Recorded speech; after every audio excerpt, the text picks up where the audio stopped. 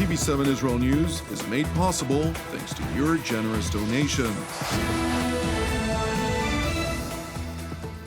Shalom, good evening. This is TV7 Israel News broadcast to you from Jerusalem. And in today's top stories, Israeli designate Prime Minister Benjamin Netanyahu asserts that peace with the Kingdom of Saudi Arabia would ultimately lead to Israeli peace with the entire Arab world. One Irish UNIFIL peacekeeper was killed and 4 other peacekeepers were wounded in Lebanon, including one in critical condition when they came under attack by a mob of Hezbollah militants. Israel is reportedly taking action to promote international sanctions on Iranian airlines that have been involved in supplying weapons from Iran to Russia. Israel believes a peace treaty with Saudi Arabia would constitute a quantum leap for an overall peace between Israel and the Arab world, including with the Palestinians in particular. In an exclusive interview with the Saudi-owned Al Arabiya network, which is the Arab world's leading news channel, Israeli designate Prime Minister Benjamin Netanyahu highlighted the importance which he places in normalizing relations with the Kingdom of Saudi Arabia. I'm committed to deepening and strengthening the remarkable Abraham Accords that we've had with our neighbors. But I think the peace with Saudi Arabia will serve two purposes. It will be a quantum leap for an overall peace between Israel and the Arab world. It will change our region in ways that are unimaginable. And I think it will facilitate, ultimately, a Palestinian-Israeli peace. I believe in that. I intend to pursue it. Of course, it's up to the leadership of Saudi Arabia if they want to partake in this effort. I certainly hope they would. Amid tensions between the Saudi royal court and the Biden administration over the latter's seeming disdain of Crown Prince and Prime Minister Mohammed bin Salman Al Saud, Premier-designate Netanyahu highlighted that he intends to speak with President Joe Biden over the crucial need for the United States to alter its position. There is a need for a reaffirmation of America's commitment to its traditional allies in the Middle East. Israel, of course, is there. We've had a solid, unbreakable relationship. But I think that the alliance, the traditional alliance with Saudi Arabia and other countries, has to be reaffirmed. There should not be periodic swings or even wild swings in this relationship, because I think that the alliance between America's allies and with America is the anchor of stability in our region. The common regional threat to the Kingdom of Saudi Arabia, Israel, and their regional allies and partners remains the Islamic Republic of Iran, which seeks to dominate the Middle East. And while the United States under the Biden administration remains determined to reinvigorate the so-called Joint Comprehensive Plan of Action, or JCPOA, which is the technical term for the 2015 nuclear agreement, Israel and its Gulf partners under the leadership of the Kingdom of Saudi Arabia are preparing for any scenario that may ultimately evolve. Nevertheless, when it comes to the Ayatollah regime of the Islamic Republic of Iran, a peaceful resolution is not an option. Can we have a peace agreement with Iran? No, because Iran says there shouldn't be an Israel. They also say, maybe not as forcefully publicly, but they also say you shouldn't have many of the other countries in the Middle East. They should be subjugated as Iran's, basically as Iran's minions. And sometimes they talk about, they use their proxies in Syria, they use their proxies in Yemen, they use their proxies in Lebanon to effect such a policy, not merely against Israel, but against other Arab countries. So, who cares what they say? Look at what they do. Who cares what they sign? Doesn't mean anything. They sign and they violate. They cheat as fast as they sign. And you certainly shouldn't make agreements with them that are bad if they keep the agreement, which is what I think the JCPOA was. It was a horrible agreement because it allowed Iran, basically with international approval, to develop a nuclear, basically an atomic arsenal paved with gold, with hundreds of billions of dollars of sanction relief. Where does the sanction relief go? Does it go to building hospitals in Tehran and Iran cities? Does it go to solving the water problem there? It goes for the expansion of terrorism and aggression throughout the Middle East.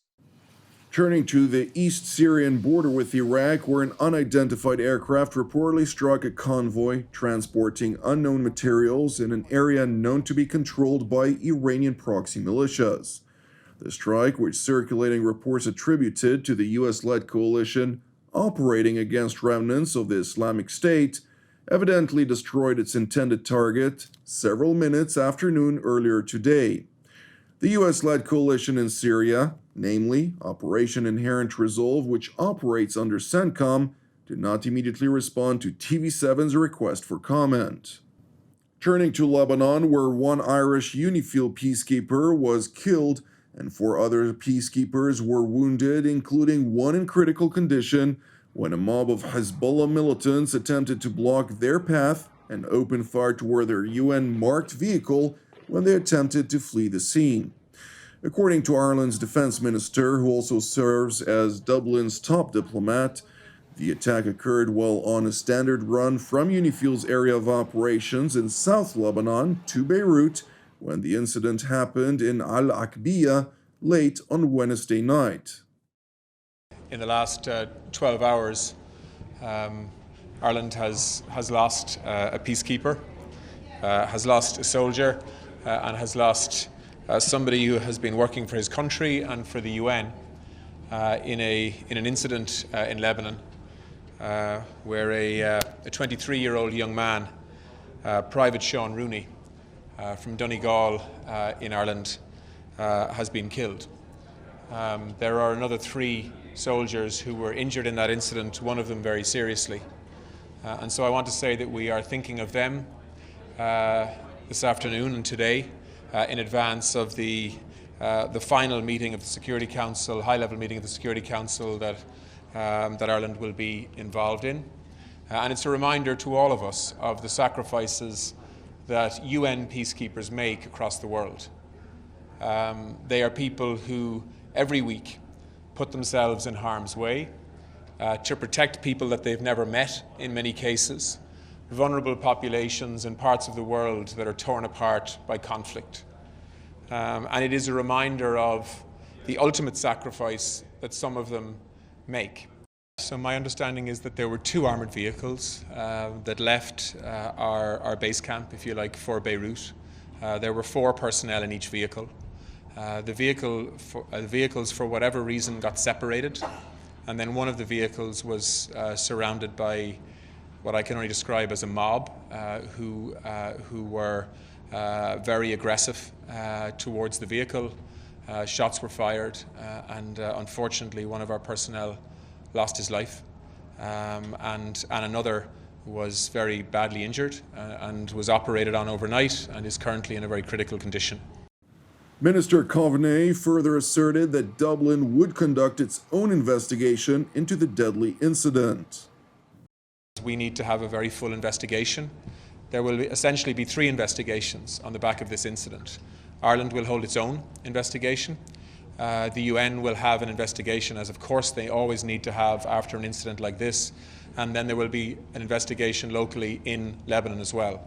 This morning I've already spoken to the Lebanese Foreign Minister and the Lebanese Defence Minister, and I have got absolute assurance that we will have full cooperation in the investigations that take place to ensure that we understand what happened here, why it happened, so that we can take the appropriate action.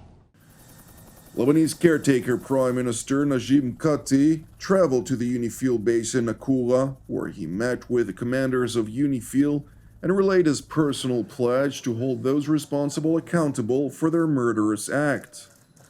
أكدت خلال اللقاء على أن الحكومة اللبنانية والقضاء اللبناني والجيش اللبناني ما يقوم به من تحقيقات في الوقت الحاضر هي تحقيقات مستمرة وسيكون نوع من محاسبة كاملة وكل إنسان سيكون له عقابه بهذا الموضوع.